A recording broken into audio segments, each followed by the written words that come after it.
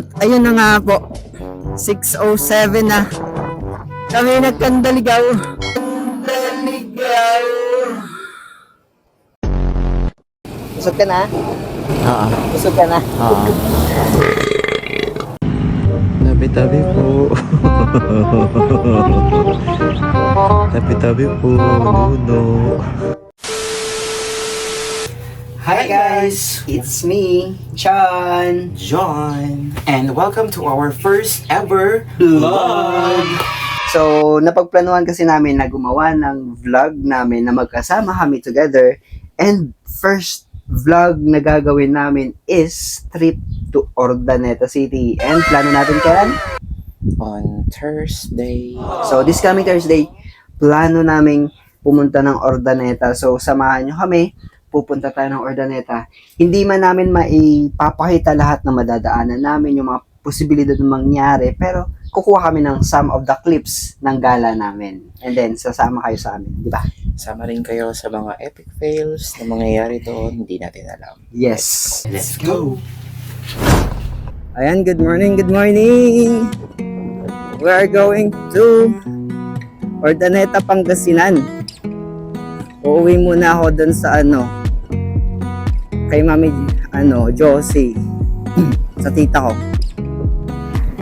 So today is Thursday, so Holy Thursday. So sa karamihan nagsasabi na delikado magbiyahe sa mga ganitong araw, but I am praying, and we are praying talaga. Kasama ko si Jonel, nasa likod ko siya, I mean nakapuntot siya sa akin kasi kanya-kanyang drive kami ng motor namin. So we are praying na makarating kami sa Urdaneta na safe and sound, and makakauwi kami dito sa Dinalupihan na safe and sound. So since hindi ako familiar, actually alam ko naman kung paano pumunta doon, pero like yung mga daanan talaga galing dito from Dinalupihan, kasi yung alam ko lang is yung Esitex kasi yun yung usual na nadadaanan ko. So umalis kami sa bahay exact 5:03. Medyo nag-stop over lang kami doon sa labasan namin kasi nag-set up lang ako na itong camera and ng mic. Kasi nga, we are going to start this vlog. So yung vlog namin is about traveling. So expect ko yun na kapag day off namin sa trabaho, talagang gagala kami. Pupunta kami kung saang sulok dito sa Dinalupihan, and kung saan pa. Yung lang, yung tawag doon, yung hindi naman sobrang layo. Yung sakto lang. Kasi syempre, nakamotor lang tayo. So yun yung natin, target natin. Travel, pumiyok. So yung target namin na vlog, topic is travel and food. I think putulin ko muna yung pag-video para makapag-focus ako sa daan kasi medyo malayo pa yung tatahakin ko. Na lang ako mamaya. Mag-video na lang din ako ulit. So, nag-stop over muna kami dito sa Del Pilar Street. Del Pilar Street sa Tarlac. Sa Tarlac to. So, stop over muna kami kasi Ang dinosaur. nagugutom na kami. Kasi umalis kami sa bahay ng alas 5. A few moments later. So, tapos na kami kumain. Busog ka na? Oo. Busog ka na? Oo. So, 1 hour and 27 minutes Oras na lang na lang, bago ako makarating guys. ng We're Urdaneta. going to... Bye-bye. Ayan. After 1 hour and 20 minutes, nakarating din tayo sa Urdaneta. So, welcome sa Urdaneta City again. Ayan, so for more than 1 month na nagstay ako dito sa Urdaneta. Medyo marami din talaga ako naging memories dito. Pupunta muna ako ng Urdaneta Market. May bibilhin lang. Welcome everyone sa Urdaneta. Alright. So hindi ko na kayo sinama kanina doon sa ano namin, sa pagdating sa bahay. Kasi medyo ano lang, tawag dito, medyo napagod na rin. Pero at the same time kasi nag-ano na kami, nag-lunch. And then after nun, lipat kami sa bahay ni na Kuya Makoy, doon kami nagpahinga. And then eto, pasado alas 4, going kami sa Manawag Church dito sa ano, Pangasinan. Tignan natin kung ano yung meron doon. So kasama ko si Kuya Makoy and then si Junel. Kasi may ano yun, bibili daw ata si Junel ng rosary doon para kay mama niya. Pupuntang Manawag Church. Nasa ano lang siya eh. Nasa 20 minutes lang kapag motor. So far kasi kanya-kanyang motor naman kami. Kaya let's go. I think malapit na tayo or andito na tayo kasi nakikita ko na yung Manawag Town Hall. Ay eto na nga. So tapat lang siya ng ano. Tapat lang siya ng City Hall. So this is the Manawag Church. And then dito sa paligid ng Manawag Church, ang daming mga souvenirs, madaming iba't ibang rosary, mga delicacies, meron din. In short, talagang marami kang mabibilhan dito.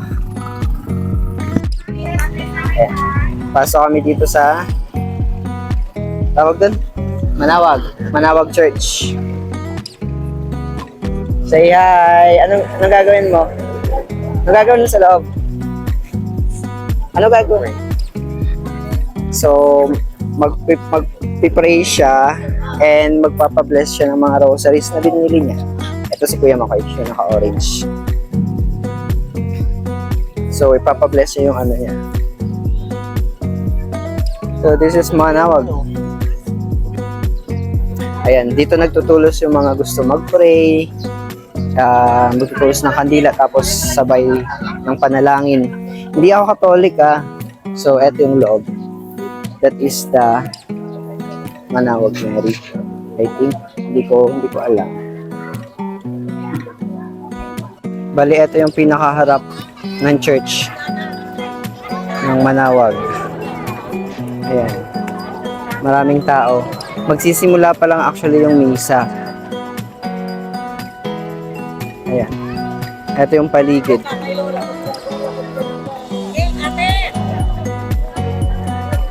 Ang ganda ng ang ganda ng tanawin. Alam mo yung feeling na bless ka. Ang ganda dito, guys. So si Junel andun sa kabilang side kasi magpipray siya para kay mama niya. Magsisimula pa lang yung misa eh. One eternity later. Yung feeling na pikar-pikar yung pinunta dito, pero dito nabagsak sa KFC. Sarado rin yung SM. Kaya KFC na lang.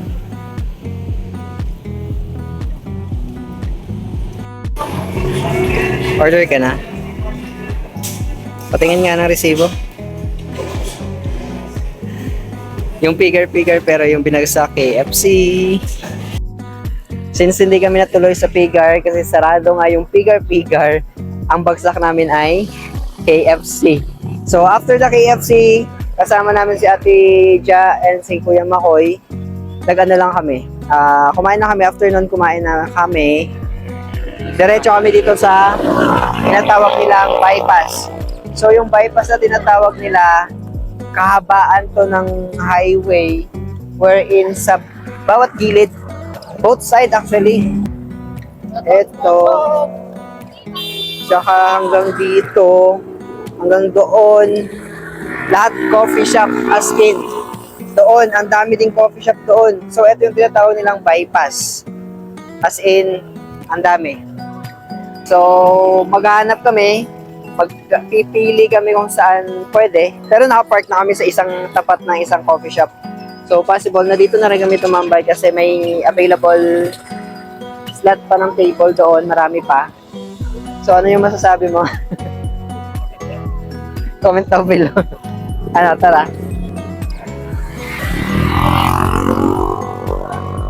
So, order kami ng kape.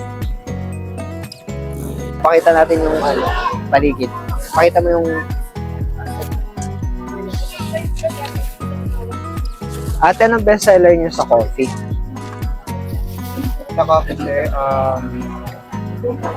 caramel macchiato po and Spanish, Cafe Castilla din yung Spanish sea salt po. Spanish sea salt po. Sige, try ko yung Spanish sea salt. Ano yung 16 and 22 ounce yung available? Yes.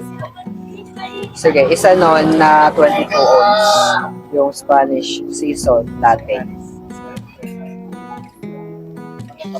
Yan lang. Bali 140. For like,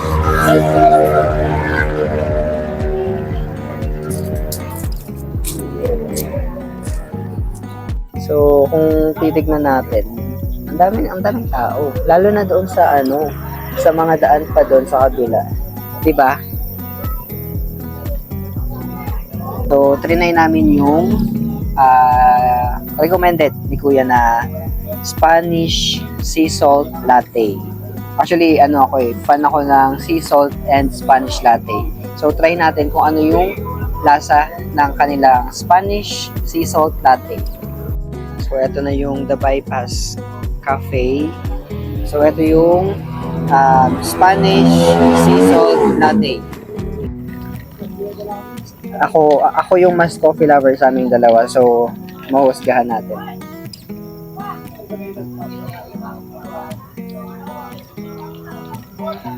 Sa tapang ng kape, hindi ko kasi yung kape niya, hindi siya ganun katapang. But the taste of Spanish latte and combination ng sea salt, masarap. Goods.